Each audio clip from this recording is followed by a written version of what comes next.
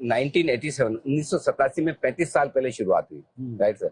तो उस जमाने में जब आमतौर पर जो शेयर बाजार है उसमें ब्रोकिंग के लिहाज से देखें तो गुजराती लोगों का दबदबा काफी था, नो डाउट। थोड़े बहुत मारवाड़ी ब्रोकर भी होते थे, थोड़े बाकी भाषाओं वाले भी दक्षिण भारत से, लेकिन आमतौर पर स्टॉक मार्केट मतलब गुजरातियों के लिए ये जगह।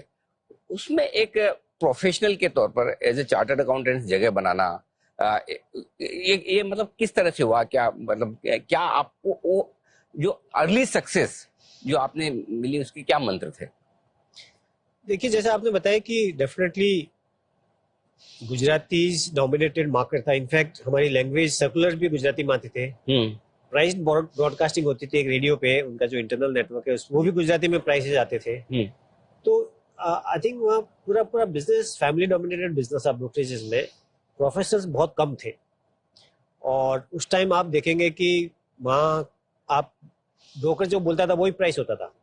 बाजार से आप कुछ भी वहां में खरीदा हो कोई मतलब नहीं है। आपको बोल दिया कि मतलब आप 100 रुपए में खरीद लिया है, डजंट मैटर, बिकॉज कोई कॉन्ट्रैक्ट नहीं था, रेगुलेशन नहीं थे, करेक्ट सेबी वगैरह नहीं था। सो ब्रोकर्स की रेपुटेशन थी लेकिन इतनी अच्छी नहीं थी, वहां पर ट्रांसपेरेंसी बहुत कम थी। इसके लिए जब हमने स्टार्ट किया तो हमने थोड़ा सा एक ट्रांसपेरेंट वे में स्टार्ट किया कि चलो एटलीस्ट क्या प्राइस में बाजार से खरीदा है, हमारा क्या ब्रोकरेज है। और डेली क्लाइंट्स को इमीडिएटली ऑनलाइन तो उस टाइम था नहीं, लेकिन शाम को इमीडिएटली आके ऑफिस में आके सामने से फोन करके उनको बताते कि आपका ये ट्रांजैक्शन ये प्राइस में हुआ। तो एक थोड़ी सी ट्रांसपेरेंसी और सर्विस ओरिएंटेशन, दो चीजें। एंड देन रामदेव का जो एक रिसर्च का जो एक्सपीरियंस था, वो तीनों चीज हमको बहुत काम आई बिजनेस धीरे धीरे बढ़ाने में। तो रामदेव सर, शुरू से ये था कि मैं तो रिसर्च करूंगा और फंड मैनेजमेंट की साइड ये मेरा फोकस है और मोतीलाल सर बिजनेस की साइड देखेंगे, या बिना प्लान के ऐसे हो गया बस? नहीं सब, ये नेचुरल डिस्ट्रीब्यूशन ऑफ वर्क है। अच्छा भाई, मैं रिसर्च किया 2 साल, फिर उसके बाद मेरे को शादी के पहले मेरे को बिजनेसमैन बनना था। तो शादी के बाद क्योंकि मेरे जितने दोस्त थे वो सब राजस्थान से आए थे, क्योंकि मैं राजस्थान से जाती हूँ रहा जी, कोटा से, जयपुर और इधर उदयपुर वगैरह से।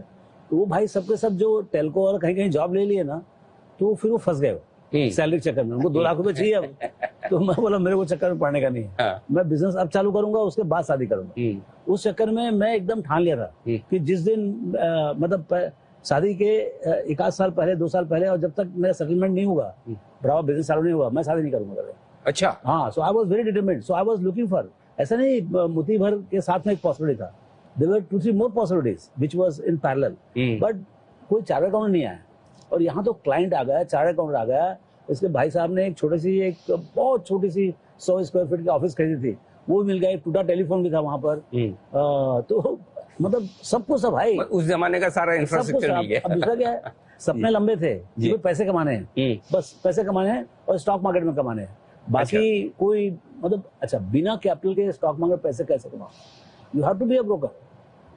वहीं पर एक चांस था, उसमें फंड मैनेजमेंट था भी नहीं, था ही नहीं, इंडस्ट्री नहीं था, mutual fund industry.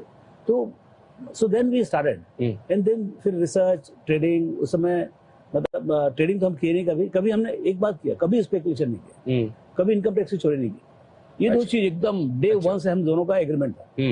If by chance the thoughts were different कि भाई इसको सट्टा करने का है या इसको कैश चेक सब करने का है, तो probably it will not work. But we had the full agreement right from beginning कि भाई देखो, ये मतलब हम पहले साल में 1-1.5 लाख रुपए कमाएंगे, लेकिन 5-10 हजार रुपए हमने टैक्स भरना है एकदम क्लीन, उसमें चक्कर में पड़ने का नहीं।